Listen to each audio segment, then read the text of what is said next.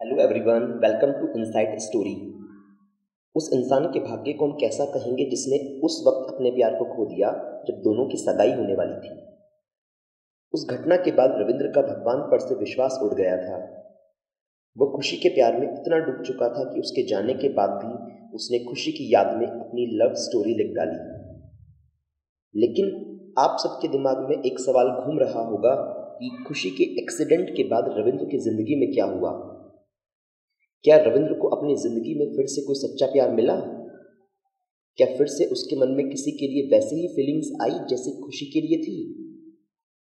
आखिर कब तक वो अपने इस दर्द को छुपाते रहता और खुशी की याद में रोता रहता? तो चलिए दोस्तों, जानते हैं कि रविंद्र की लाइफ में आगे क्या हुआ।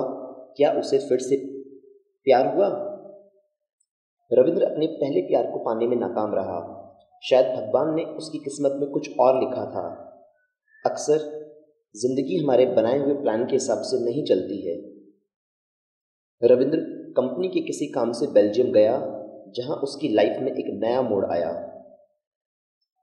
बेल्जियम का प्राकृतिक सौंदर्य रविंद्र को बहुत पसंद आया। वहां उसकी मुलाकात अलग अलग धर्म के लोगों से हुई, जो अलग अलग भाषाएं बोलते थे, जिनका रंग रूप भी अलग अलग था। वहां रहकर एक बार फिर से रविंद्र को प्यार का एहसास हुआ जब वो सिमर नाम की एक भारतीय लड़की से मिला। कभी कभी हम लोग बिना किसी कारणवश दूसरे की तरफ आकर्षित होते चले जाते हैं। कुछ ऐसा ही रविंद्र के साथ हुआ। रविंद्र के लिए इस बात को स्वीकार करना कि उसे फिर से प्यार होने लगा है बहुत मुश्किल था। उसने खुद से एक प्रश्न पूछा, क्या ये सब बहुत जल्दी हो रहा है? क्या मुझे सच में सिमर से प्यार हो गया है? सिमर से मिलकर रविंद्र को उसमें खुशी की झलक नजर आने लगी और वो सच्चे मन से सिमर को चाहने लगा, ठीक वैसे ही जैसे वो खुशी को चाहता था। वे दोनों साथ साथ घूमने जाते, एक दूसरे से अपनी मन की बातें शेयर करते और एक दूसरे को बहुत चाहने लगे। क्या ये सब काफी था रविंद्र के मन से खुशी की यादें मिटाने के लिए? तो आंसर है नहीं, क्योंकि काफी बार हमें जिंदगी में चुनना पड़ता है, जिस तरह इस बार रविंद्र ने सिमर को चुना। खुशी उसके दिल में एक कभी न मिटने वाली याद बनकर अभी भी जिंदा थी। सिमर गुड़गांव की रहने वाली थी और वो अपनी एमबीए करने बेल्जियम आई थी। लगभग 10 महीने के बाद रविंद्र बेल्जियम से इंडिया वापस लौट गया, पर अभी सिमर बेल्जियम में ही थी।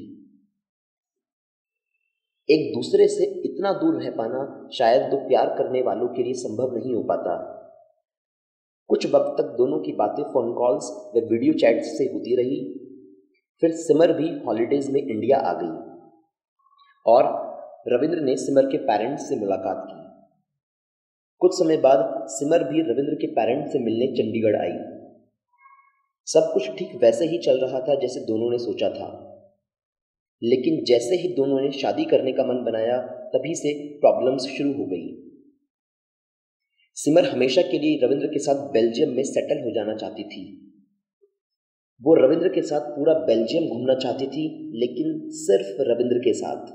मतलब सिमर ये चाहती थी कि रविंद्र अपने पेरेंट्स को छोड़कर बेल्जियम आ जाए। अब रविंद्र कैसे अपने पेरेंट्स को छोड़ देता, जिन्होंने उसे पाला और बड़ा किया। यहां तक कि सिमर के माता पिता भी सिमर के इस फैसले से सिमर के साथ थे। सिमर और रविंद्र के बीच इस बात को लेकर झगड़े होने लगे, लेकिन सिमर मानने को तैयार ही नहीं हुई।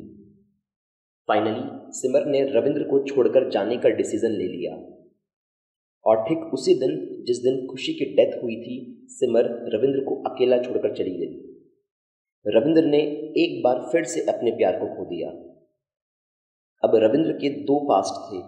उसे कुछ समझ नहीं आ रहा था कि वो किसको याद करके रोए, क्योंकि इस बार वो पूरी तरह टूट चुका था। इस तरह ठोकर खाने के बाद किसी के साथ भी ऐसा हो सकता है। इन सब का रविंद्र के दिमाग पर इतना बुरा असर हुआ कि उसको शिमला में पुनर्वास केंद्र में एडमिट करना पड़ा, ताकि वो इस सदमे से बाहर आ सके। तो दोस्तों, ये थी कैन लव हैपन ट्वाइस की कहानी। और भी इंटरेस्टिंग वीडियोस के लिए हमारे इस यूट्यूब चैनल को सब्सक्राइब करें और साथ में बेल आइकन को भी प्रेस कर लें, जिससे आपको आगे आने वाली सभी वीडियोस की नोटिफिकेशन मिलते रहें। और यदि आपको ये वीडियो पसंद आई तो इस वीडियो को लाइक करें और शेयर करना ना भूलें। Thank you.